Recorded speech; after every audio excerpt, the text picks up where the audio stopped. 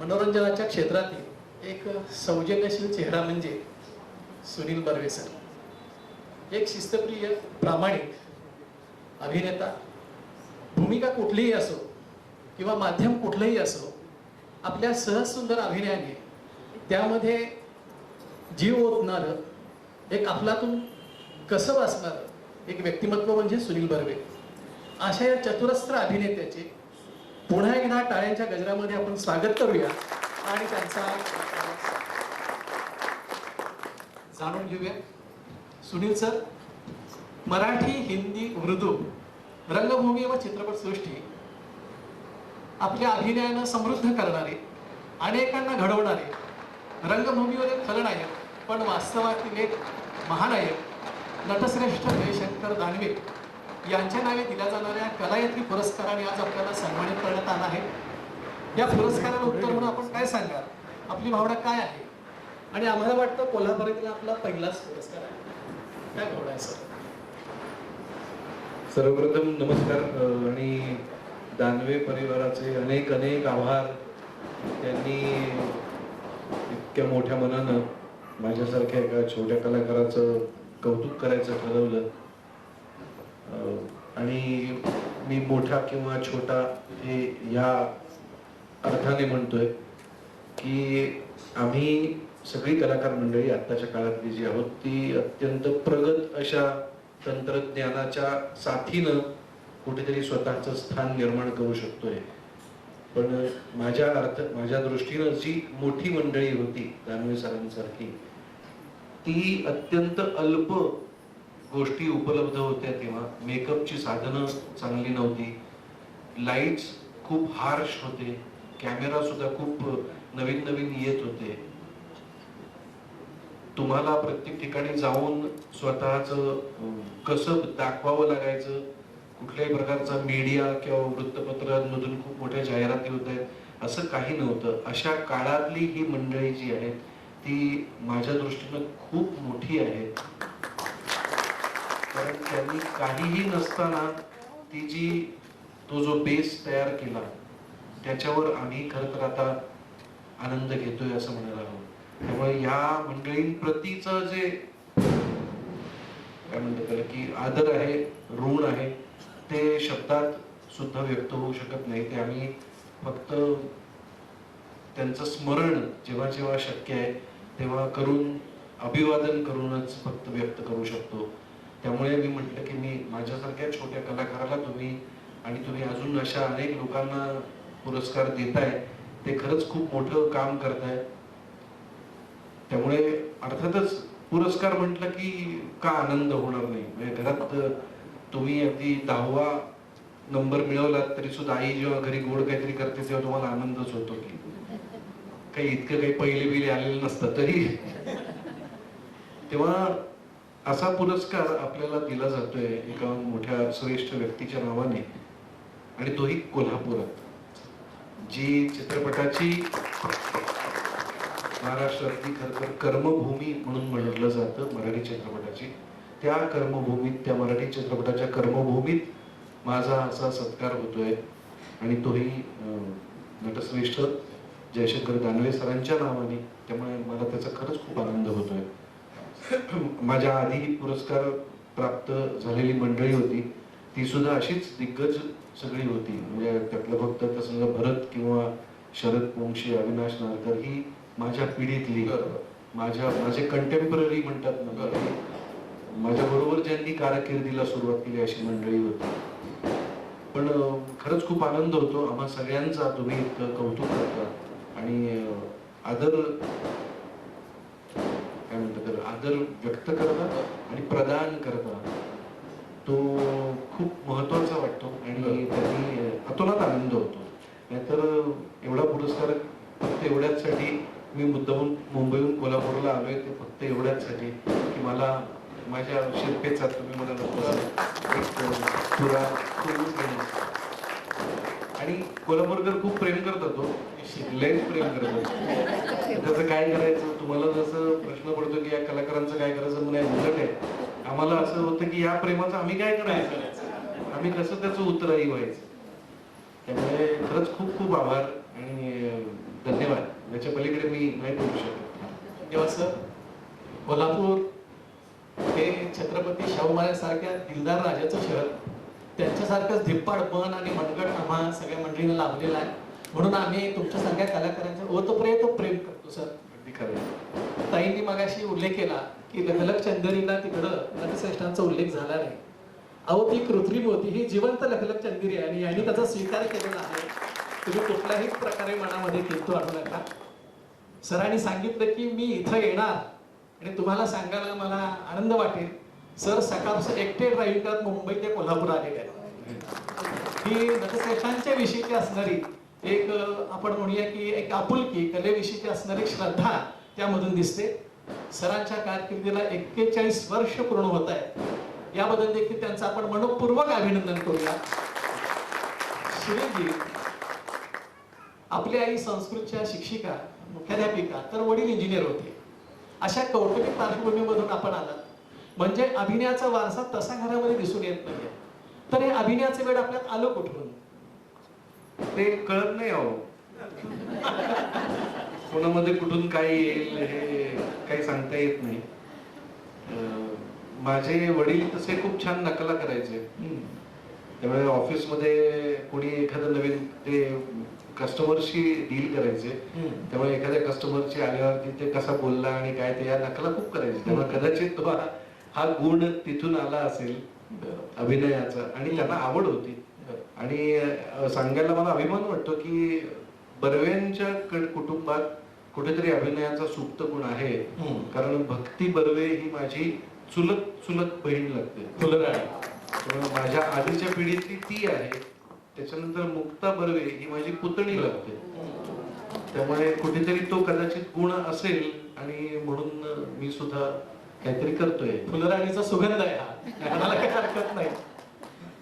Sir, एका मध्यमवर्गीय कुटुंबातला मुलगा मिळालेली चांगली नोकरी सोडून तसं म्हणलं तर अस्थिर असणार हे जग नाटक आणि रंगभूमी चित्रपट क्षेत्रामध्ये येतो म्हटल्यानंतर आपल्या घरच्यांची काय प्रतिक्रिया होती? याच दरम्यान आपण लग्नाच्या पिढीत अडकला होता, तेव्हा आपली पत्नी आणि सासरे यांच्या देखील काय प्रतिक्रिया होत्या?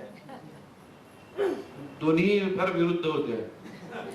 म्हणजे मी एकतर प्रेमात फार लवकर पडलो आणि जेव्हा पडलो तेव्हा असं ठरलं की या मुलीशी आपल्याला लग्न करायचंय. मग लपून छपून आम्ही भेटायचो. आमचं आता मला हे आत्ताच वाटतंय पण असं म्हणावं लागतंय की आमच्या काळात पण त्यावेळेला आम्ही फार फार तर कॉलेजमध्ये भेटायचो. तिला घरापर्यंत सोडणे किंवा माझ्या घरापर्यंत ती कधीतरी येणे इथपर्यंतच आमचं भेटणं होतं. आणि गोरेगाव आमचं त्या मनाने छोटस होतं की प्रत्येक जण माझ्या आई वडिलांना ओळखायचे. माझी आई अभि गोरेगावकर नावाच्या शाळेत प्राध्यापिका होती. माझे वडील इलेक्ट्रिक कंपनीत होते, ज्याची गोरेगावातली सगळी बहुतेक कनेक्शन्स जी होती ती माझ्या वडिलांच्या सहीने झालेली होती. त्यामुळे ती मंडळी ओळखायची. त्यामुळे भीती सतत असायची, कोणी जाऊन बर्वे साहेबांना सांगेल किंवा बर्वे बाईंना सांगेल. त्यामुळे घाबरत घाबरत कसे बसे आम्ही तग धरला होता 7 वर्ष. आणि त्यानंतर आम्ही लग्न करायचं ठरवलं. म्हणजे की आता आपण लग्न करूया. घरी कळल्यावर म्हणते की आम्ही लग्न करणार आहोत. तर दोषात तो लागला की अरे लग्न करणार आहेस पण करतोयस काय तू? फक्त नाटकाचे दौरे करतोयस, नाटकाचे प्रयोग करतोयस. मग मी कारण BSc शिक्षण सुद्धा माझं अगदी भक्कम केलं मी. पटकन एका फटक्यात वगैरे पास मी नाही होता. त्यामुळे असं करत करत मी BSc झालो आणि मला नोकरी लागली आणि आमचा साखरपुडाही झाला. पण नोकरीत माझ्या असं लक्षात आलं की इथे काही माझं मन रमत नाही. म्हणजे ते कामापुरतं आपलं नुसतं डॉक्टरांकडे जायचं, त्यांना तो व्हिज्युअल एड दाखवायची, त्याच्यावरती कुठलं औषध द्या, काय करा हे सगळं सांगायचं. मग ते डॉक्टर तुमचं ऐकतातच असं नाही, त्यांना जर वाटत असलं तर ते देतात. म्हणजे याच्यात काही मजा नाही, मला आनंद नाही आला. पण त्याच्या उलट मी विनय आपटेंकडे जेव्हा पहिल्यांदा नाटक करायला सुरुवात केली अफलातून, तेव्हा मला त्याच्या मागचं ते सगळं जी यंत्रणा दिसली की आपल्याला नाटक दिसतं ते फक्त पडद्याच्या आपण या साईडला बसलेले असतो आणि कोणतरी 4 पात्र येऊन नाटक सादर करतात. पण त्याच्या पलीकडे जाऊन त्याची अख्खी जी प्रोसेस मी पाहिली की त्याची एक आधी कथा लिहिली जाते, त्या कथेचं नाट्यरूप दिलं जातं, त्या लेखकाबरोबर त्या दिग्दर्शकाचं वाद होतात, संवाद होतात, त्याच्यानंतर एक नाटक तयार होतं, एक संहिता तयार होते, त्याच्यावरती कलाकार निवडले जातात, मग ते कलाकार येऊन तिकडे अभिनय करतात, मग त्यांना सगळं मुवमेंट कुठे होणार आहे ते दिग्दर्शक सांगतो, त्याप्रमाणे सेट बनतो, त्याच्यानंतर लाईट्स येतात, मग म्युझिक येतं. असं ही रंगत जाणारी जी कला मी पाहिली माझ्या डोळ्यासमोर त्या 19-20व्या वर्षी, त्यांनी मी फारच प्रभावित झालो आणि मला असं वाटलं की हे खरं तर काहीतरी शिकण्यासारखं आहे आणि हे आपण केलं पाहिजे. म्हणून मी खरं तर नाटकात काम करायचं ठरवलं आणि नाटक करत राहिलो. आणि मग ही वेळ आली, मुलीला आता काय करायचं, तर माझ्या वडिलांनी सांगितलं की तू काहीतरी नोकरी कर कुठेतरी. तर मी नोकरी धरली 1 महिना आणि एका महिन्यात नोकरी सोडली. आता सोडल्यावरती माझ्या घरची परिस्थिती अशी होती की बापरे, तर त्यांना काय सांगायचं. बरोबर. आणि त्याच्या उलट माझ्या बायकोने तिकडे जाऊन सांगितलं तिच्या वडिलांना की सुनीलने नोकरी सोडली, तर ते म्हणाले की व्हेरी गुड, आता तो काहीतरी करून दाखवेल. त्यामुळे फार दोन्ही टोकाच्या गोष्टी होत्या, पण अर्थातच याच्यात असं काय आम्ही एक्स्ट्रीमिस्ट नव्हतो, बस आता आपण हेच करायचं. याच्यावरती आम्ही नीट माझ्या आई वडिलांशी बोलून त्याच्यावरती माझा विचार एक झालेला होता आणि मी त्यांना सांगितलं की म्हटलं की मी या क्षेत्रात मी व्यावसायिक नट आहे. मी कलेचा भोक्ता जरी का असलो तरी तुम्ही ती कलेची आवड माझी हळूहळू निर्माण होत गेली माझ्यात या सगळ्या मंडळींना पाहत पाहत. त्यामुळे पहिल्यांदा मी काय ठरवलं की मी नोकरीत अमुक एक पैसे मिळवणार, मला हे अमुक एक पैशांपेक्षा जास्त या क्षेत्रात मिळणार असतील तर मी हे क्षेत्र फॉलो करेन. हा माझा अत्यंत व्यावसायिक असा दृष्टिकोन त्याच्याकडे. आणि मी ते केलं कर्मधर्म संयोगाने, आई वडिलांच्या पुण्याईमुळे, आशीर्वादांमुळे आणि प्रेक्षकांच्या प्रेमामुळे मला सतत काम मिळत गेलं आणि अजून मला परत नोकरीकडे जावं असं वाटलं नाही. त्यामुळे सगळेच खुश झाले, मीही खुश झालो. आता नातूही झाला मला. इथपर्यंत आमचा संसार छान पद्धतीने शांतपणे छान पद्धतीने पार पडलाय. रंगदेवतेचा आणि प्रेक्षकांचा आशीर्वाद म्हणूया आपण या पाठीमागे. कारण निश्चित हे अस्थिर जग आहे, त्यामुळे स्वाभाविक घरचे देखील त्या पद्धतीने अस्वस्थ होणं स्वाभाविक होतं.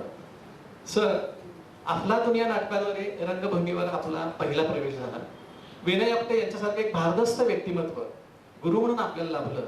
त्यांच्याकडून कुठल्या कुठल्या गोष्टी आपल्याला शिकायला मिळाल्या? सगळंच. अगदी स्टेजवर उभं कसं राहायचं ते तिथपासून ते भाषा कशी शुद्ध असायला हवी, तुमचं शब्द कसा प्रेक्षकांना कळला पाहिजे, ऐकू गेला पाहिजे. आम्ही त्या नाटकात मी लीड सिंगर होतो, त्यामुळे मग मायक्रोफोन कसा धरायचा, तो किती अंतरावरती हवा, प प प ब बोलताना, ओष्ठव शब्द बोलताना ऑफ कसा करायचा, या सगळ्या गोष्टी शिकलो. अभिनय कसा करायचा हे खरं तर कोणी शिकवू शकत नाही, ते तुम्हाला बघून बघून काय याच्यातलं घ्यायला हवंय. आणि ते मूर्तिमंत उदाहरण होतं विनय आपटे म्हणजे. त्यामुळे त्यांचं काम ते विनय काय, विक्रम गोखले काय, यशवंत दत्त काय, अशी ही सगळी अशी दिग्गज मंडळी, डॉक्टर लागू काय, इतक्या सगळ्या मंडळींना पाहत पाहत आम्ही आमच्यातली जी कला होती ती कुठे थोडीफार त्याला आम्ही आकार द्यायचा प्रयत्न करतोय आणि तो देतोय. अजून मला अभिनय आलाय की नाही माहित नाही, पण तो येईल एक दिवस, एवढं नक्की. 41 वर्षाची कारकीर्द सर, अभिनय निश्चित तुमच्या रोमारोमामध्ये आहे. 41 वर्षांची कारकीर्द कधी झाली हे मला कळलं नाही, कारण मी अजून त्या शोधात आहे. सचिन खेडेकर, महेश मांजरेकर, अतुल परचुरे यांच्यासारखे दिग्गज मित्र आपल्याला लाभले. या मित्रत्वाविषयी काय सांगाल? विशेषतः अतुल परचुरे हा आपला एक हळवा कोपरा आहे, काय आठवणी आहे त्यांच्याविषयीच्या? हा म्हणजे आता मी त्यांना दिग्गज असं म्हणणार नाही, कारण ते माझ्या बरोबरचे मित्र आहेत, पण ते आता दिग्गज झाले एवढं मात्र नक्की. म्हणजे महेश मांजरेकरांसारखा द्रष्टा, दिग्दर्शक, इतका उत्तम चित्रपट करणारा दिग्दर्शक हा असा निर्माण होईल असं आम्हाला आम्ही जेव्हा कारकीर्द सुरू झाली तेव्हा मला माहित नव्हतं. सचिन खेडेकर हा सुद्धा आम्ही सगळे एकत्र करत करत मी त्याचं काम पहिल्यापासून आम्ही सगळेच ना, मी काय महेश काय आम्ही सगळेच सचिनचे चाहते होतो. कारण त्याचा आवाज, त्याचा प्रेझेन्स, त्याची डायलॉग डिलिव्हरी, त्याचं डिक्शन, या सगळ्या गोष्टी पहिल्या दिवसापासून त्याच्या इतक्या फॅन्टॅस्टिक होत्या की तो दिग्गज होईल असं वाटलं होतं. पण म्हणतात ना त्याला की तर आमचा मित्रही होतो. पण ह्या सगळ्यांबरोबर खूप काही शिकायला मिळालं. म्हणजे महेश कडून त्याची जी जिद्द आहे ना ती कमाल आहे. म्हणजे इतका मोठा आजार, दुर्धर आजार त्याला होऊन सुद्धा त्याच्यातून सुद्धा तो उभा राहून त्याच्याविषयी एक चकार शब्द न काढता तो त्याचा जसा पूर्वी सिनेमा दिग्दर्शित करत होता तसाच तो आजही दिग्दर्शित करतो, तसाच तो आजही कुठल्याही अडचणींना सामोरा जातो. त्याच्यासारखी जिद्द आमच्या कोणाच्यातच नाही. सिमिलरली सचिन हा खूप काय म्हणतात त्याला की अत्यंत शिस्तबद्ध, अभ्यासू असा एक अभिनेता आहे. आणि त्याची आत्ताची भूमिका मधली तुम्ही जर का त्याची भूमिका पाहिली तर तुमच्या लक्षात येईल किती सुंदर पद्धतीने त्यांनी काम केलंय. संयत, त्याच्याच बरोबरीने तो एक महेश एलकुंचवारांचं मौन राग नावाचं एक पात्री कार्यक्रम नाटक करतो. त्यातही तो एकटा असतो पण तो अख्खा वाडा फिरतानाचा त्याचं जे मनात चाललेला कोलाहल आहे तो सगळा इतका उत्कट पद्धतीने तो दाखवू शकतो. काय फरक आहे मला वाटणं की मी उत्कट अभिनेता आहे याच्यापेक्षा तो लोकांना वाटलं पाहिजे. म्हणजे विनय नेहमी म्हणायचं की अरे तू समजा एखादं गाणं गाताना रडलास तर तू रडलास म्हणून लोक म्हणते रे वा छान रडलास. पण जर का तू त्याच्याबरोबर लोकांना रडवलंस तर तू नक्कीच छान आहेस. In the similar fashion Sachin जे करतो ना ते इतकं पोचतं प्रेक्षकांपर्यंत. त्यामुळे तो एक अप्रतिम अभिनेता आहे. सिमिलरली अतुल परचुरे. अतुल हा खर तर मी महेश आणि सचिनचं पहिलं नाटक अफलातून, पण अतुल परचुरेंनी त्या आधी विश्राम बेडेकरांकडे टिळक आणि आगरकर सारखं मोठं नाटक केलेलं होतं. त्यामुळे तो जरा आम्हाला सिनियर होता. त्यामुळे तो आमच्याकडे असं बघायचा मी घेऊन जातो तुला थिएटरमध्ये, ग्रीन रूम कुठे मी दाखवतो वगैरे असं. पण आमची ही ती 41 वर्षांची 39-40 वर्षांची मैत्री खूप विलक्षण होती. म्हणजे त्याला पटलं नाही ना आणि आवडलं नाही की तो बेधडक तोंडावर सांगणार काय करतोयस तू शे, की आपल्याला कळलं पाहिजे की आपण काय करतोय. पण तो इतका स्पष्ट वक्ता होता. आणि आमची मैत्री आम्ही अमेरिकेहून येताना एकदा लंडनमध्ये 5 दिवस एका आमच्या फॅमिली फ्रेंडकडे राहिलो होतो. तेव्हा आमची मैत्री अजून घट्ट झाली. एकदा आम्ही दौऱ्यावरती असताना माझे वडील इथे खूपच आजारी होते आणि ICU मध्येच ठेवायला लागणार होतं त्यांना.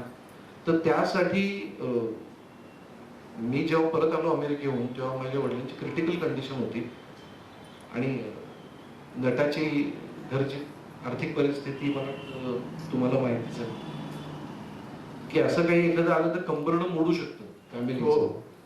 तर त्यावेळेला अतुलनी न चुकता मला एक धनादेश पाठवला.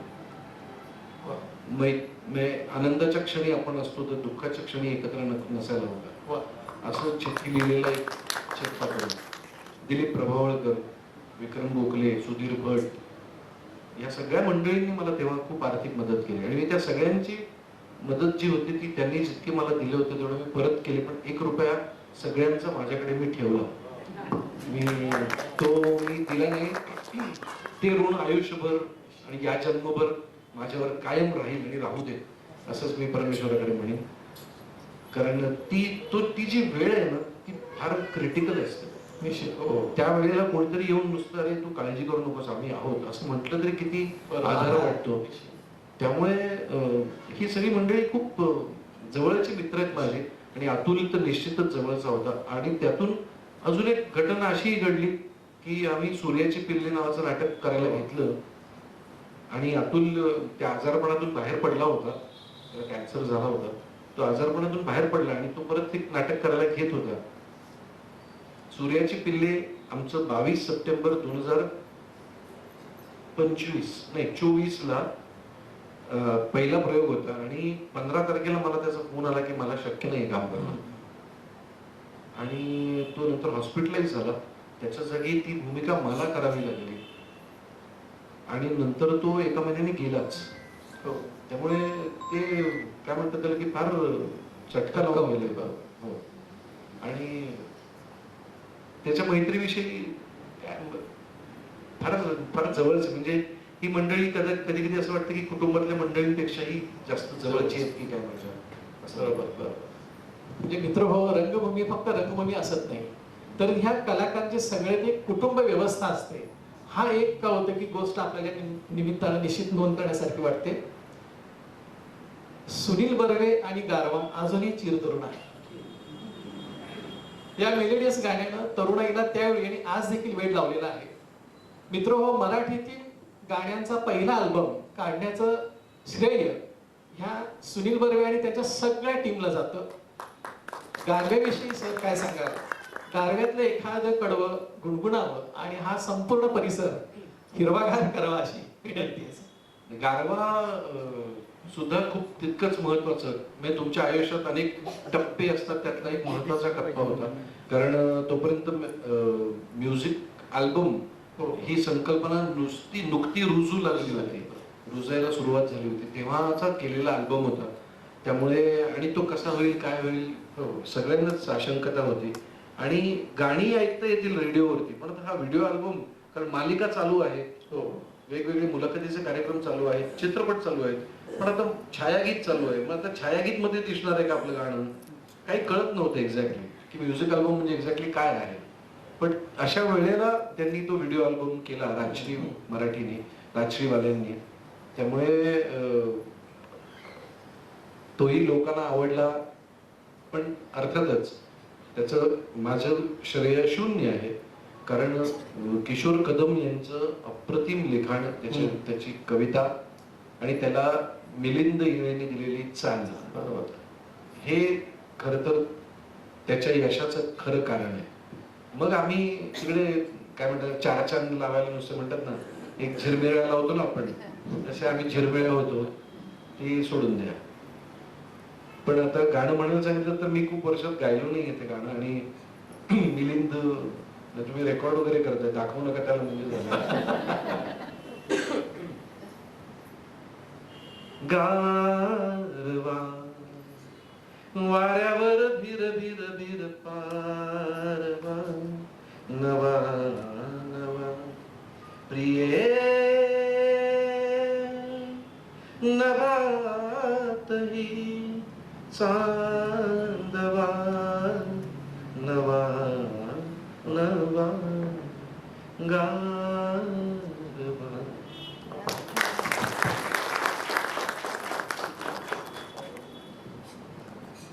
सर, चार चौघी, ऑल द बेस्ट, मोरूची मावशी, श्री तशी सौ, अशा असंख्य नाटकातून आपण लक्षणीय भूमिका केल्या करत आहात.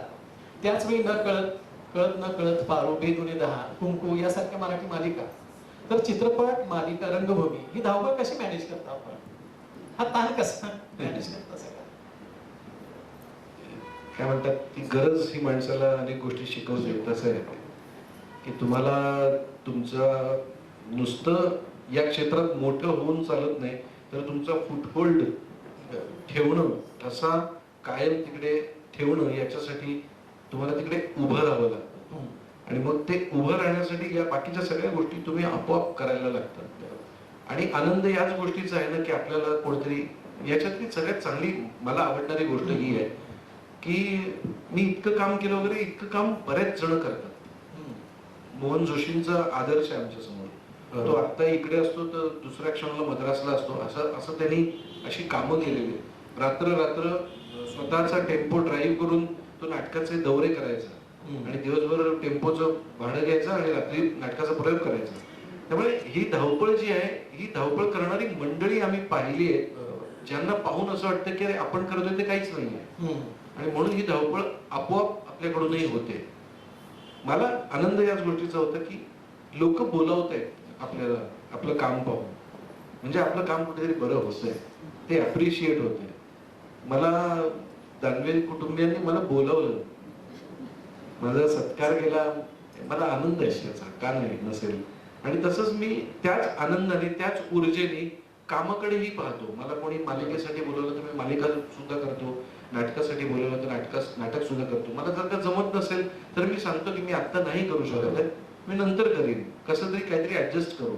होतं काय की नाटकासाठी तुम्हाला फिजिकली तिकडे असणं आवश्यक असतं. बरोबर.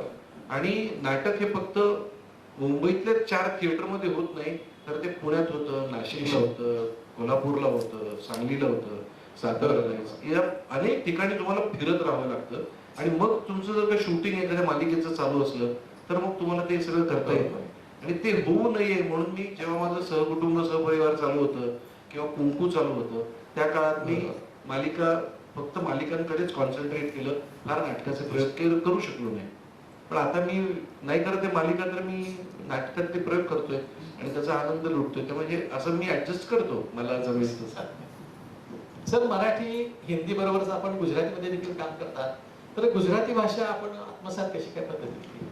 गुजराती, मुंबईतल्या माणसाला बऱ्यापैकी गुजराती येतेच असं मला म्हणायचंय. कारण त्याचा दर म्हणजे त्याच्या एक तर लहानपणापासून मित्र कोणतरी गुजराती असतातच, चाळीतली मंडळी तर असायचीच पूर्वी गुजराती. त्यामुळे बऱ्याचशा मराठी कुटुंबांमधल्या मुलांना आणि बऱ्याचशा गुजराती कुटुंबातल्या मुलांना मराठी यायचं आणि मराठी कुटुंबातल्या मुलांना गुजराती यायचं. तर मी गुजराती तसं बोलायचो. आणि नाटकात काम केल्यावरती मी गुजराती एका मित्राशी बोलत असताना मला एका नाटकासाठी मोरूची मावशी नाटक होतं आणि त्याचं गुजराती करणार होते. तर मला त्या निर्मात्याने बोलवलं की तू गुजरातीत करशील का? मी म्हटलं करीन. मग ते चंद्रमदन भट नावाचे खूप मोठे तिकडचे दिग्दर्शक होते, त्यांनी मला बोलवलं. मला वाचता यायचं नाही तेव्हा. ते म्हणाले की ते हळूहळू तुला माझ्याबरोबर, मी तुला सांगेन वाक्य किंवा असिस्टंट आहे, तू सांगेल आणि नंतर हळूहळू तुला यायला लागेल. मला ती हळूहळू लिपी सुद्धा आता यायला लागली. त्यामुळे मी वाचू सुद्धा शकतो, मी बोलू सुद्धा शकतो आणि मी त्याचे एक 50-60 प्रयोगही केले. मग मी मालिका सुद्धा केल्या. आपल्या आशा पारेख यांच्या बरोबर सुद्धा मालिकेत काम केलं.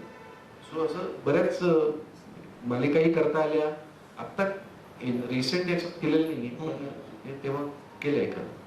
सर, तू तिथं मी, नटसम्राट, जमलो जमला, आत्मविश्वास, आनंदाचं झाड इत्यादी असंख्य चित्रपटातून आपण सहज सुंदर अभिनयाची एक मोहर उमटवली. तू तिथं मी आणि नटसम्राट या चित्रपटामधून वृद्ध आई वडिलांच्या समस्या प्रामुख्याने मांडलेल्या आहेत. तर या सामाजिक विषयाकडे आपण कसं पाहतो सर? ते सामाजिक जाणीव मला वाटतं तुमच्यामध्ये लहानपणापासून कुठेतरी पेरली जाते म्हणून, किंवा आपण आई वडिलांकडे बघून त्या गोष्टी नकळतपणे शिकत असतो. त्यामुळे फक्त तुम्ही तुमच्या पुरतच जगणारी माणसं होत नाही. तुम्ही समाजासाठी, तुम्ही बाहेर गेलात की तुम्ही समाजाची माणसं असतात आणि समाजात कसं वावरायचं हे सुद्धा बाळकडू तुम्हाला लहानपणी मिळालेलं असतं. आणि नुसतं वावरायचं नाही तर त्याच्यासाठी आपण काय करायचं हे सुद्धा तुम्हाला सांगितलेलं असतं. हे कुठेतरी मला तिकडेच कदाचित वाटलं असेल की आपण कार्यकर्ता म्हणून, म्हणजे आता मी आता संस्कार भारतीचा कोकण प्रांताचा अध्यक्ष सुद्धा आहे. त्यामुळे मी हे सुद्धा करत असतो की ते संस्कार भारती गावागावात जाऊन काही ना काही सगळे ज्या काही आपल्या जुन्या कला असतील त्यांच्यामधले कॉम्पिटिशन्स भरवणे, मेळावे आयोजित करणे, अशा लोकांना प्रोत्साहन देणे, रांगोळीच्या स्पर्धा घेणे, या सगळ्या गोष्टी करत असतात. तर ह्या सगळ्या कला आपण जपल्या पाहिजेत असं वाटत असल्यामुळे मी या सुद्धा गोष्टी करतो. आणि सामाजिक भान तर आहेच. मला जर का रस्त्यावरून जायचं तर माझी एकट्याचीच गाडी सुसाट गेली पाहिजे असं माझं म्हणणंच नाहीये. माझी सगळ्यांबरोबर नीट गेली पाहिजे गाडी. आणि जर का तो सिग्नल त्या माणसासाठी असेल तर तो माझ्यासाठी सुद्धा आहे आणि मी त्याचं काटेकोरपणे पालन केलंच पाहिजे. हे मिनिमम भान मला वाटतं आपण ठेवलं आणि आता ती मंडळी पुढच्या पिढीपर्यंत सुद्धा जरा गेलं हे वारं, तर मला आनंद होईल. कारण आता असं दिसतं की वडीलच मुलाची बाजू घेऊन सांगतात, इतना क्या हुआ एक सिग्नल तोड़ा तो, चलो तुम्हारा काम करो. म्हणजे तुम्ही मुलाला काय शिकवताय हे चुकीचं आहे. किंवा शाळेत जाणारे वडील असतात, मुलाला टाकीवरती बसवलेलं असतं आणि ते बिंदास सिग्नल तोडून निघून जातात. तू मुलगा काय शिकणार आहे? त्याला हेच डोक्यात बसणार काय नाही, सिग्नल बिग्नल तोडायचं नसतं, आपण निघून जायचं असतं. हे नाही झालं पाहिजे. या सगळ्यासाठी पण काय करता येईल याचा विचार डोक्यात केलं आहे. पाहिजे. पण हा हे भान मला वाटतं पुन्हा एकदा कुठेतरी फॅमिलीतूनच आलेलं पाहिजे. नक्कीच. मित्रांनो, इथे एक गोष्ट नमूद करण्यासारखी आहे की तो तिथं मी हा सरांचा सिनेमा आल्यानंतर अनेक प्रेक्षकांच्या मधील काही मुलं अशी होती की त्यांनी आई वडिलांची नोकरीसाठी वाटणी केली होती. कोल्हापुरातील मुलाकडे आई राहिली आणि मुंबईमधल्या मुलाकडे वडील राहतील. पण तो सिनेमा पाहिल्यानंतर त्या दोन्ही आई वडिलांना त्यांनी एकत्रित आणलं. ही कलाकाराची ताकद असते मित्रांनो, आणि म्हणून हे सामाजिक भान अशीच ही लोक देत असतात. सर, सुधीर फडके हे गायनाच्या क्षेत्रातील एक मोठं व्यक्तिमत्व, गीत रामायणाच्या माध्यमातून देशाच्या कानाकोपऱ्यामध्ये पोहोचलेले उत्तम व्यक्तिमत्व. तर त्या व्यक्तिमत्वावरचा स्वरगंधर्व सुधीर फडके हा बायोपिक आपण केला. बाबूजींची भूमिका आपण कशी वर्कआउट केली, विशेषतः बाबूजींच्या लकबी आपण हुबेहूब साकारलं, हे आव्हान कसं केलं सर? तो माझ्यासाठी माझ्या आयुष्यातला अत्यंत आवडती अशी भूमिका असणार आहे कायमच. कारण मी ज्या भूमिका केल्या त्या ते पात्र लेखकाने लिहिलेलं होतं, त्याच्यामध्ये मी स्वतःला फिट केलं. पण इथे सुधीर फडके हे उत्तुंग व्यक्तिमत्व ऑलरेडी लोकांच्या मनामनात घर करून आहे कित्येक पिढ्यांपासून, बरोबर, आणि ते पुढच्या पिढ्यांपर्यंत पोहोचलेलं आहे. निश्चित. आता हे पात्र रंगवताना, हे कॅरेक्टर रंगवताना कुठेतरी त्यांच्या त्या इमेजला कुठेही धक्का लागला नाही पाहिजे, हा एक प्रयत्न मनापासून माझा होता. आणि किती म्हणजे जसं तुम्ही एखाद्या माणसाच्या जवळ जाता तसं त्याचं तुम्हाला मोठेपण सुद्धा दिसायला लागतं ना, तसं आम्ही सावरकर चित्रपटासाठी जेव्हा ते कास्टिंग करत होते, त्या 2-3 दिग्दर्शकांनी ते चित्रपट करायचा प्रयत्न केला त्या काळात. त्याच्यात एका दिग्दर्शकाकडे मी सुद्धा गेलो होतो. मी त्याच्यात एक भूमिका करणार होतो आणि भूमिका केली सुद्धा, आमचं शूटिंग सुद्धा झालं. त्या निमित्ताने मी भेटलोय. तेव्हा त्यांची जी जिद्द पाहिली ना की मला कसा करायचा आहे, ते स्वतः एशियाडने पुण्याला वगैरे यायचे. कारण ते म्हणायचे की ह्या चित्रपटासाठी पैसा हा जनतेकडून घेतलेला आहे, हा मी माझ्या गाडीसाठी वापरणार नाही, मी बसनी जाईन. ते आणि त्यांचे सहकारी बसनी पुण्याला यायचे, एसटीने.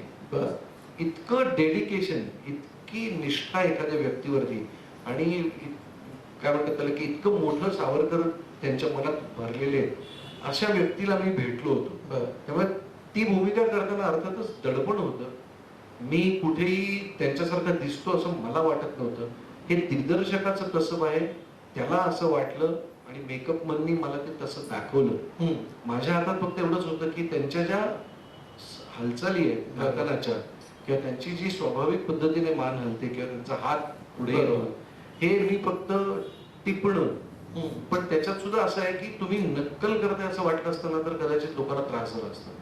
हे तितक्यात स्वाभाविकपणे, म्हणजे श्रीराम असं म्हणतानाच तो हात आला पाहिजे आणि तो त्याच हेतूने आला पाहिजे. मी जर का श्री असं केलं तर ते नाही, तर ते बरोबर नाही होणार. त्यामुळे ते गाण्याच्या कुठल्या भागामध्ये किंवा कुठल्या शब्दाच्या आघातावरती ते हात असा करतात आणि हात असा करतात, याचा अभ्यास करणं गरजेचं होतं. ते मी नीट बारकाईने पाहिलं, टिपलं, माझ्या दिग्दर्शकाबरोबर त्याच्याविषयी बोललो, श्रीधर फडक्यांशी सुद्धा बोललो, आणि हळूहळू ते जमलं. बाबा पाहिलं का सगळ्यांनी, सगळे साक्षीदार आहेत त्याचे सर. खूप आनंद होतो म्हणजे असं. आणि अशी एक कलाकृती जे मी कधीच इमॅजिन केलं नसतं, ती कलाकृती मला करायला मिळाली. म्हणून माझ्या आयुष्यात तो कायम माझा, आणि मला सुद्धा माझं काम खूप आवडलं. सर, ज्यावेळी रंगभूमीवरील आपल्या कारकिर्दीला 25 वर्ष पूर्ण झाली होती, त्यावेळी तुम्ही हार्बेरियम हा एक उत्तम प्रयोग केला होता. मराठी रंगभूमीवरील सर्वोत्तम 5 नाटकांचे 125 प्रयोग तुम्ही महाराष्ट्रावर केले होते. कारण नव्या मंडळींना जुन्या पिढीतील दर्जेदार नाटकं पाहण्याचा योग या निमित्तानं आला. तर हार्बेरियम विषयी काय सांगाल सर, कसं सुचलं हे सगळं? मी माझ्या कारकिर्दीला 25 वर्ष झाली म्हटल्यावरती मला असं, मी जसं मगाशी म्हटलं ते मनापासून म्हटलं की कळत नाही की प्रेक्षकांचं इतक्या प्रेमाचं ऋण आपण उतराई कसं व्हावं. आणि त्या 25 वर्षात जी मंडळी, माझा कुंकू मालिका तेव्हा चालू होती, तेव्हा कुठल्या तरी आजी मला येऊन भेटायच्या, म्हणायच्या बघू रे तुझ्या कपाळावरती कुठे जखम येते. तर मला असं वाटलं की काय त्यांना खरं तर गरज आहे, पण ते इतक्या प्रेमाने विचारतात. कोणीतरी आजी मला सांगतात की अरे तुझे केस आता जरा मागे हळूहळू जात आहेत, तर मी तुला एक तेल पाठवते, तर ते तेल तुला तर इतकं किंवा एखाद्या आजी कुठेतरी शिवाजी मंदिरला मी प्लाझाच्या समोर क्रॉस करत होतो, तर त्या आजीने माझा हात धरला, म्हणाले चल आता तू चहा प्यायला चल आमच्या घरी, इतका दमला असेल, प्रयोग असेल तुमचा, माझ्या घरी चहा प्या. कशासाठी मंडळी एवढं प्रेम करतात आपल्यावरती, आणि मी तर आमचं काम करतोय, पण या प्रेमाला उतराई होण्यासाठी काहीतरी मला करण्याची इच्छा होती. आणि मला असं लक्षात आलं होतं की आम्ही जेव्हा कारकिर्दीत पदार्पण केलं तेव्हा आम्ही ज्या नाटकांविषयी ऐकलं होतं ती नाटकं आम्हाला पाहायलाच मिळाली नव्हती. आणि मला असं लक्षात आलं की माझ्या पिढीची अनेक मंडळी अशी असतील की ज्यांनी कदाचित ते त्यांच्या आई वडिलांकडून नाटक ऐकलं असेल पण त्यांनी ते पाहिलं नसेल, तर आपण ही नाटकं परत एकदा करायला हवी. तेव्हाचा काळ असाही होता की बरीचशी मंडळी, नटमंडळी ही नाटक करत नव्हती, कारण दौरे असतात, मग शूटिंग ऍडजस्ट होत नाही.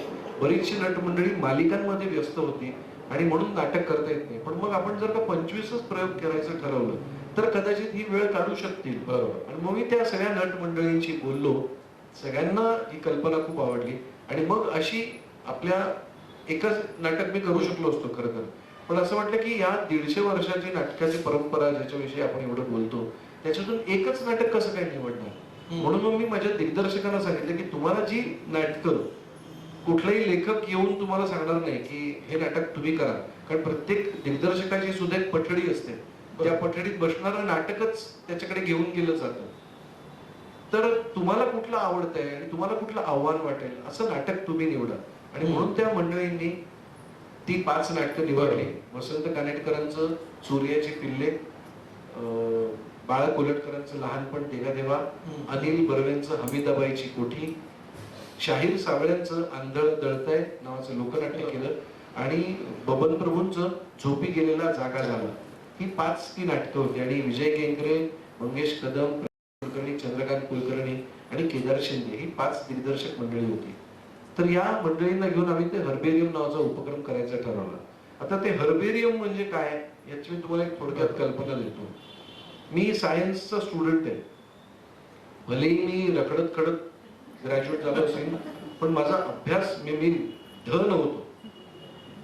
त्यामुळे माझा बॉटनीचा हा विषय, बॉटनी आणि झुऑलॉजी म्हणजे विशेष आवडीचे विषय होते. तर बॉटनीमध्ये म्हणजे काय म्हणतात त्याला, वनस्पती शास्त्रामध्ये ज्या अभ्यासासाठी तुम्ही फांद्या किंवा पानं तोडून एका वहीमध्ये ठेवता आणि त्याची माहिती लिहून ठेवता, त्या अख्ख्या वहीच्या कलेक्शनला, त्या पानांच्या कलेक्शनला हर्बेरियम असं म्हणतात. आता आपण सामान्य माणसं याचा वापर कसा करतो की आपण कुठेतरी गेलो असू, समजा एखाद्या देवळात आपल्याला फुल दिलं तर ते फुल आपण आपल्या वहीत किंवा डायरीत ठेवून देतो आणि ते अनेक वर्षानंतर आपण जेव्हा बघतो तेव्हा ते फुल सुकलेलं जरी असलं तरी जो तुम्ही त्या ठिकाणी पोचता, तुम्हाला प्रिय करायला प्रेयसीने दिलेलं फुल असेल तर तो त्याला ती स्मरण, ती आठवते, ती जागा आठवते, सगळं आठवतं. हेच कुठेतरी मला त्या हर्बेरियम उपक्रमातून करायचं होतं की जी नाटकं तुम्ही तुमच्या आई वडिलांकडून ऐकली असतील पण तुम्हाला बघायची संधी मिळाली नसेल, तर ती नाटकं तुम्हाला परत बघण्याची संधी आहे, तुम्हाला त्या काळात पुन्हा जाता येईल याच्यासाठी मी त्याला एक हर्बेरियम नावाचं टायटल दिलं होतं. ते असा उपक्रम प्रोजेक्ट राबवला होता. हर्बेरियमच्या निमित्तानं तुम्ही रसिकांच्या एक वेगळ्या पद्धतीनं उपकारच केलेत म्हणायला हरकत नाही. सगळी दर्जेदार नाटक आहेत सर. हो, प्रश्नच सर, रेडिओ जॉकी म्हणून देखील आपण उत्तम कामगिरी केलेली आहे. हो. त्यावेळी आपण दिवाळीच्या निमित्तानं लता मंगेशकर यांची मुलाखत घेतली होती. तशी लता दिदीने रेडिओसाठी आधी मुलाखत दिलेली आठवत नव्हतं, तर कसं जोडून आणलं ते आपण सगळं, दीदींना बोलतं करणं.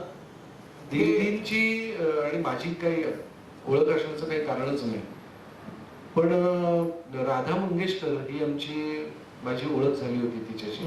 माझ्या एका मैत्रिणीची ती खास मैत्रीण होती. मी तिला सांगितलं की असं असं माझ्या डोक्यात आहे, तर मला जरा दीदींशी 2 मिनिटं बोलता येईल का, मी कधीतरी येईन, त्यांची वेळ घेईन आणि त्यांना विचारेन की असं असं करायचं.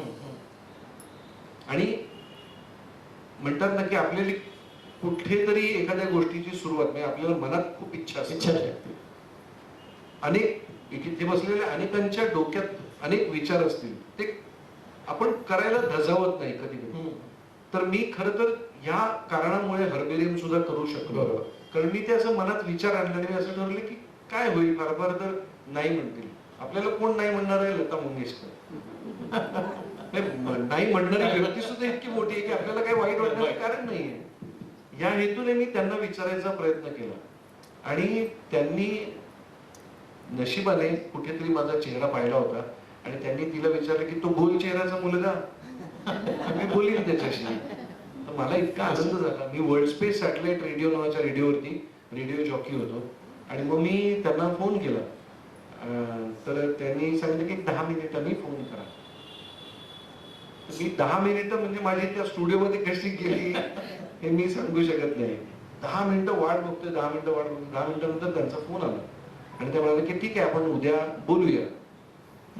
तर म्हणजे अख्ख्या ऑफिसमध्ये जो लाइटिंग करायचं बाकी होतं इतके सगळेजण खुश झाले होते. कारण आम्ही तो पहिल्यांदाच दिवाळी अंकासारखा उपक्रम करायचा ठरवलं होतं की ज्यामध्ये मोठमोठ्या माणसांची आपण मुलाखती घ्यायची आणि माझ्याकडे लता दीदींचं हे होतं. त्यामुळे आम्ही दुसऱ्या दिवशी मग परत गेलो, स्टुडिओमध्ये बसलो आणि 1 तासभर फक्त लता दीदींचा माझ्या कानात आवाज आणि मी त्यांना जसे सुचतील तसे प्रश्न विचारतो. श्रेतोवर लता दीदींची ही एकमेव एवढी प्रदीर्घ मुलाखत होती. तो अनुभव निश्चितच अंगावर शहारे आणणारा असा होता.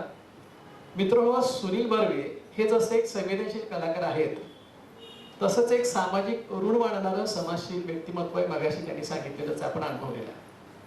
त्यामुळेच 2001 साली भुज येथे झालेल्या भूकंपानंतर भूकंपग्रस्तांना सुनील बर्वेंनी ज्या पद्धतीने मदत केलेली आहे ती पद्धत आम्ही ऐकली अनुभवलेली आहे.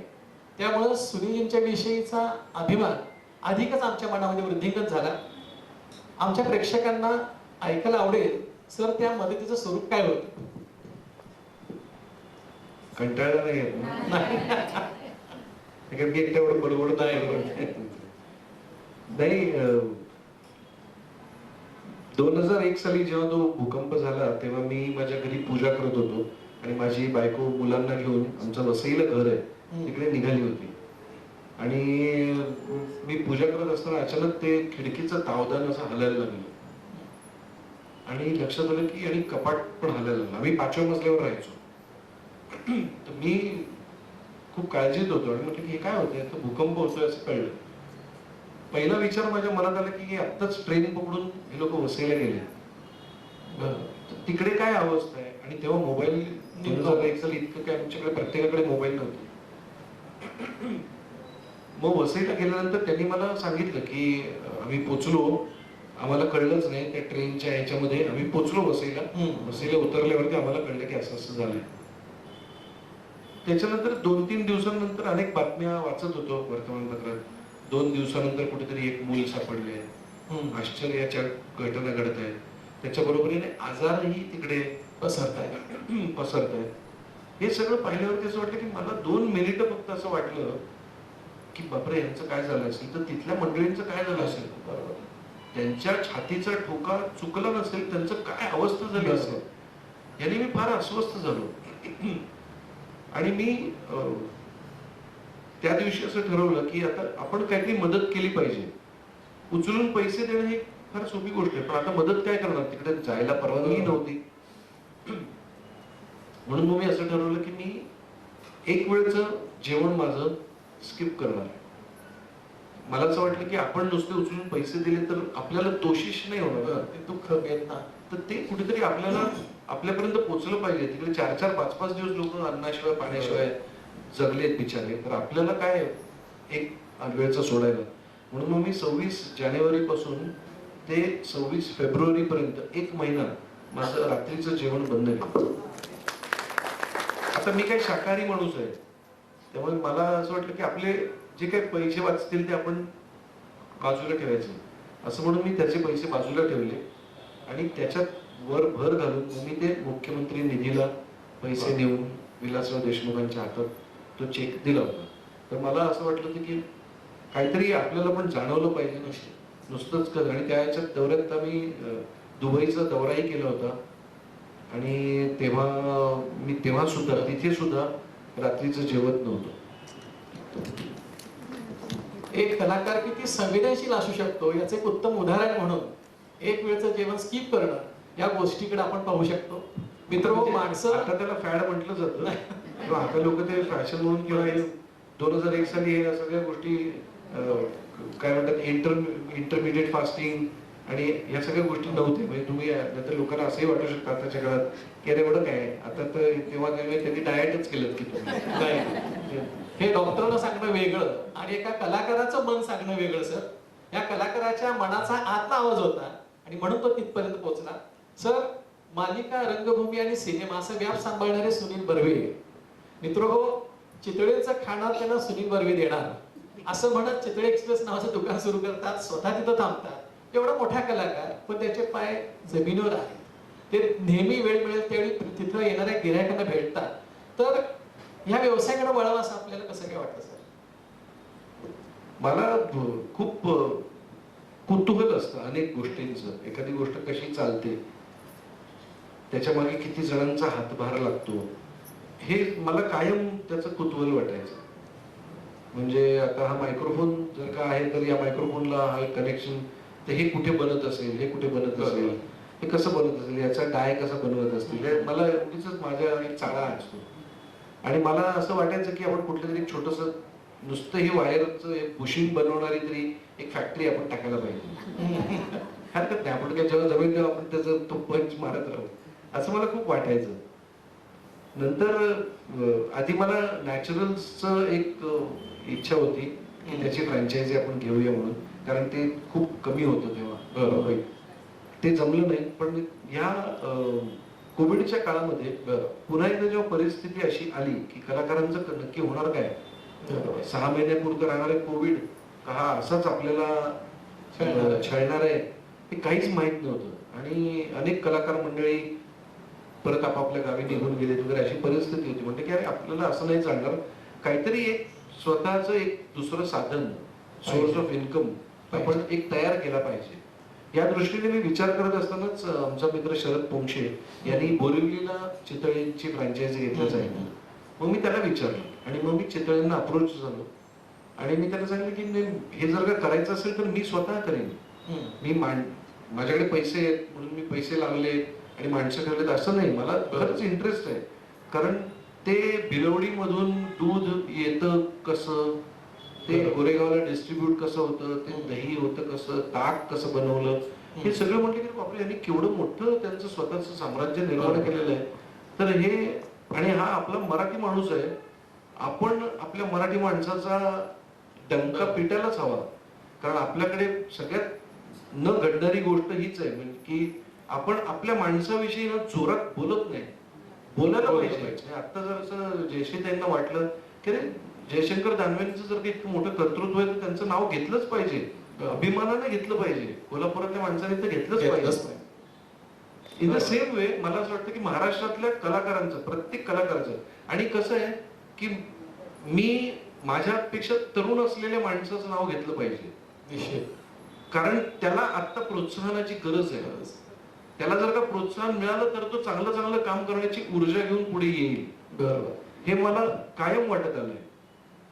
तर हे चितळ्यांचं सुद्धा दुकान मला असं वाटतं की आपण काढलं पाहिजे. गोरेगावात नव्हतं म्हणून मी अप्रोच झालो आणि मग ते येऊन बघून गेले. मग ते सगळे सुपरस्टार त्यांचे असतात ते आम्ही पार पाडले. मी आणि माझी बायको आम्ही दोघांनी इंटरव्ह्यू दिला प्रॉपर. त्यांनी विचारलं की कोण बसणार आहे दुकानात, तुम्हाला काय आधीचा अनुभव आहे. मी म्हटलं की बघा अनुभव फार काही नाहीये, फक्त तुमचं चितळे एक्सप्रेसची आनंदाची गोष्ट एवढीच होती की मला पाव किलो, 100 ग्रॅम, 200 ग्रॅम हे मोजून द्यायचं होतं. पॅकेट आलेलं आहे ते पॅकेट तसं विकायचं. त्याच्यावरती MRP लिहिलंय, कोणाची कटकट करायची नाही. बाबा तुम्हाला आवडलं तर घ्या, नाही आवडलं तर हरकत नाही, पुढच्या वेळेला या. पण या पद्धतीने आपण विकू, आपण प्रयत्न करू अशा हिशोबाने मी ते करायला घेतलं. आणि अजूनही मी त्या दुकानात जातो, त्यांची पेमेंट्स असतात किंवा तुमच्या कामगारांची पेमेंट्स असतात. माझ्याकडे 3-4 माणसं कामाला आहेत तिकडे दुकानात, सो त्यांची पेमेंट्स, या सगळ्या गोष्टी मी करतो. स्टॉक किती आहे, आता गुढीपाडवा आहे त्यामुळे आता श्रीखंड किती आणलं पाहिजे चालू आहे माझ्या डोक्यात आणि ते करतोय मी आणि आनंद मिळतो. लोक भेटतात, लोकांना असे समोर आले की असे आधी धक्का बसून काय घ्यायला आलो तर विसरतात. या सगळ्या गोष्टी पाहण्याची सुद्धा एक मजा आहे आणि माझं स्वतःच एक इंटरॅक्शन होतं ना. आज मी इथे आलो म्हणून मला कळलं की अरे मला वाटलं होतं की किती लोक येतील, पण तरी इतके लोक आले इतकी लोक आपल्यावरती प्रेम करतायत, प्रेम. हे कळणं किती महत्वाचं आहे नाही का? नाही तर आताच सगळं जग सगळं व्हर्च्युअल झालंय. किती लाईक्स आहेत आणि किती फ्रेंड्स आहेत, फॉलोअर्स आहेत, ते खरे आहेत खोटे आहेत हेही माहित नाही. तिथे आज मला 100% माहिती आहे, आज 100-150 लोक बसले, ते माझे फॉलोअर नसले तरी सुद्धा माझं बोलत 4 हा आनंद जो आहे ना, तो काय आहे, मी असं नेहमी सांगतो गमतीत की किती कॉर्डलेस माईक वगैरे आले ना तरी सुद्धा रेकॉर्डिंग जे होतं ना स्टुडिओमध्ये ते वायरवाल्या गोष्टीतून होतं, कारण हे जोडून ठेवतं त्या मूळ गोष्टीला. त्यामुळे मला असं वाटतं की ही जी नाळ आहे ना, ही तुटता कामा नये. कोल्हापूरची नाळ तर एवढी मजबूत आहे सर की अखंड तुमच्यासारख्या कलाकारांशी जोडली राहणार. सर, सुनील बर्वे कुठल्याही राजकीय पक्षाच्या प्लॅटफॉर्मवर दिसत नाही, कुठल्याही राजकीय पक्षाचा स्टार प्रचारक म्हणून देखील दिसत नाही. पण 2009 साली तुम्ही लिहिलेली पक्षांचे थवे ही राजकीय कविता आज देखील तंतोतंत लागू पडते. आम्हाला ती कविता तुमच्याकडे ऐकायची. अरे बापरे. आम्हाला शोधायला लागेल. फार सुंदर कविता आहे मित्रांनो. त्यामध्ये त्याने लिहिलेला प्रत्येक शब्द आज देखील लागूच पडतो. म्हणजे आपण बदललोय की नाही यावर प्रश्नचिन्ह निर्माण व्हावं.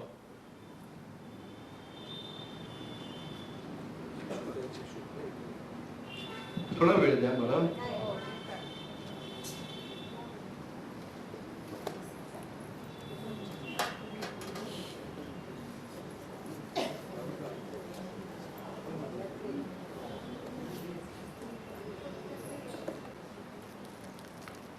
कारण ती 2009 सालची. हो. त्यामुळे आता मला, आणि मी काय असं कविता वाचून दाखवणारा माणूस नाही. आणि हे काय झालं, ते फोनचं इतकं गणित बदललंय सगळं.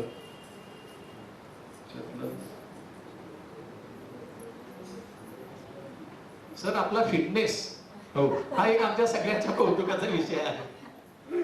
तर ह्या फिटनेसचं रहस्य काय? नाही, रहस्य नाही, आवड आहे मला. व्यायामाची आवड आहे आणि चांगलं दिसायची सुद्धा आवड आहे.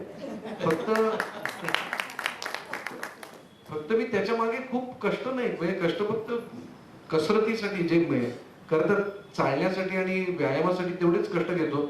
बाकी मी काही फार प्रसाधनं वापरीन, हेअर टॉनिक लावेन, अशातलं काही मी त्या गोष्टी करत नाही. अननॅचरल काही करत नाही.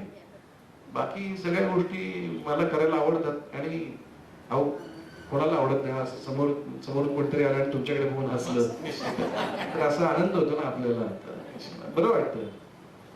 श्रोतेहो, एक गोष्ट इथं पुन्हा सांगावीशी वाटते. सुनीलजीने ज्यावेळी मेडिकल रिप्रेझेंटेटिव्ह म्हणून त्या क्षेत्रामध्ये ते गेले, त्यावेळी ते एका माझ्या मते एस टॉनिक काय काहीतरी कंपनी असेल ती, हा, विटॅमिन्स. माझ्या मते चिरतरुण असण्याचे विटॅमिन्स त्यांनी आपल्याला आता इथं सांगितलेलं आहे.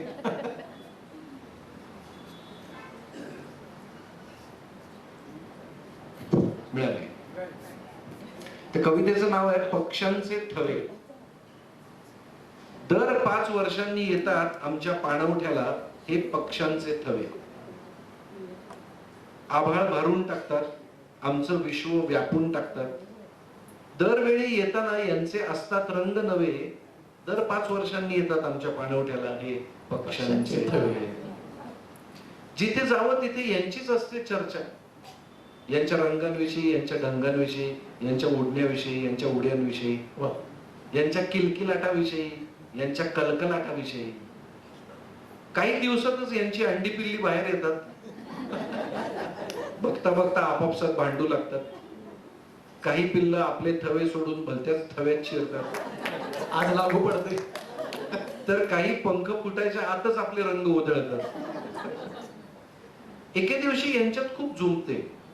पंख फडफडवतात, चिवचिवाट करतात, एकमेकांवर उड्या मारतात. स्वतःची पूर्ण शक्ती लावून आपल्याच थव्याचे रंग कसे जास्तीत जास्त खरे रंग आहेत हे दाखवतात. आपल्या रंगात मिसळतील अशांना घेऊन भरारी मारतात व आपल्याला भरकटवून दूर दूर निघून जातात. उरलेले आपल्या ताकदीनुसार आपले अस्सल रंग असूनही दुबळे झालेले पंख फडफडवत वेगळ्या दिशेने निघून जातात.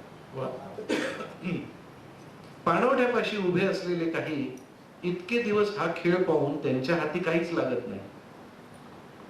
त्यांच्या हाती फक्त त्या पक्ष्यांची विष्ठा, पाणवठ्या जवळच्या जमिनीवर असते फक्त त्या पक्ष्यांची विष्ठा, कित्येक अंड्यांची टरफलं, दुर्गंधी, गढूळ पाणी.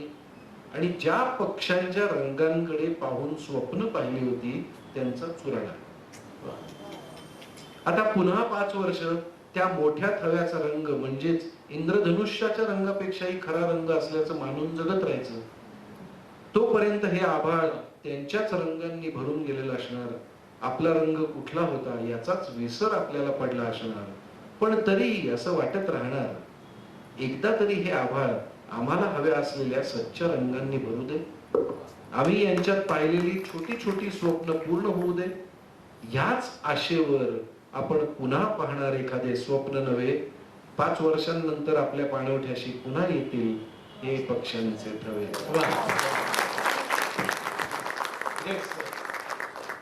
राजकारण कुठं गेलेलं आहे याचं तंतोतंत मार्मिक वर्णन 2009 ला केलं ते 2026 ला देखील लागू पडतं. मित्रांनो, आत्मचिंतन करण्याची निश्चित गरज आहे.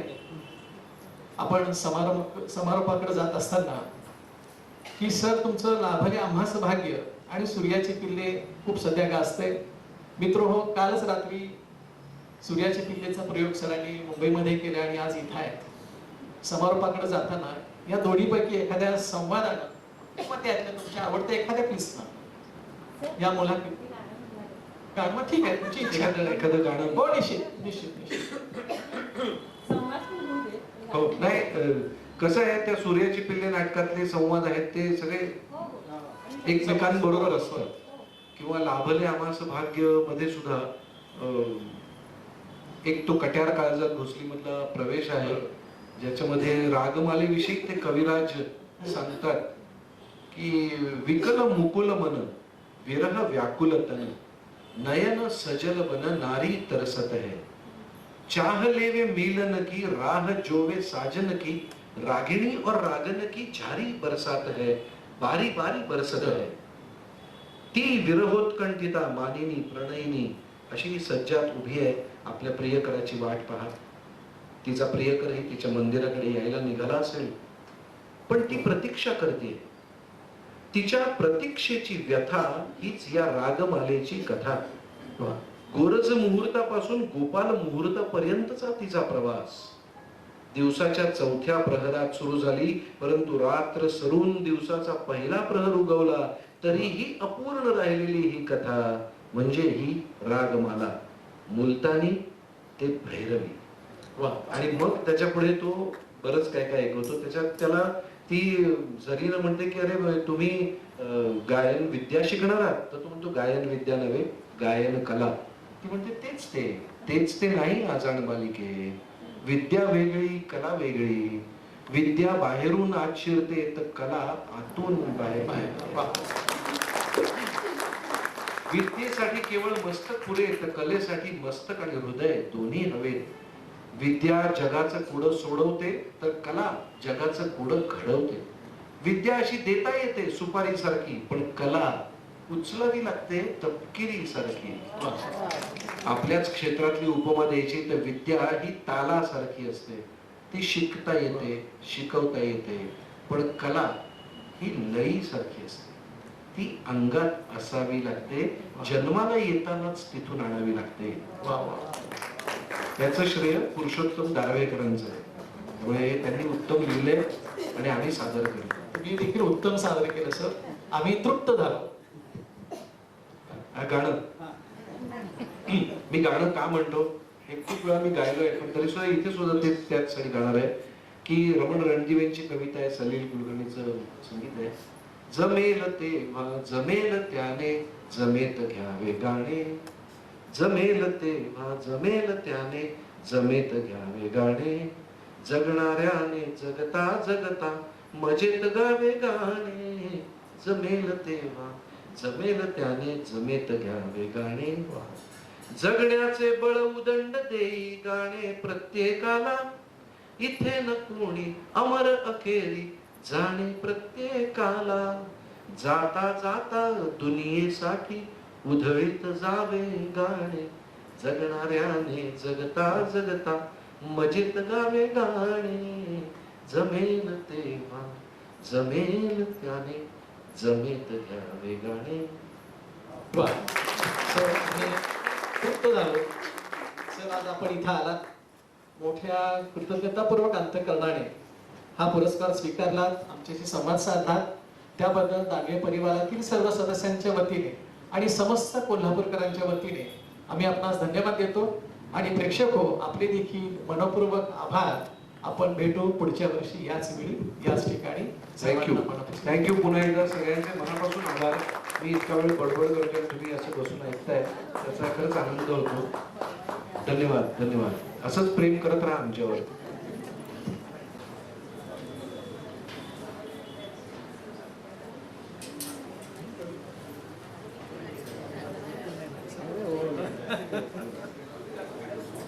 Yes, sir.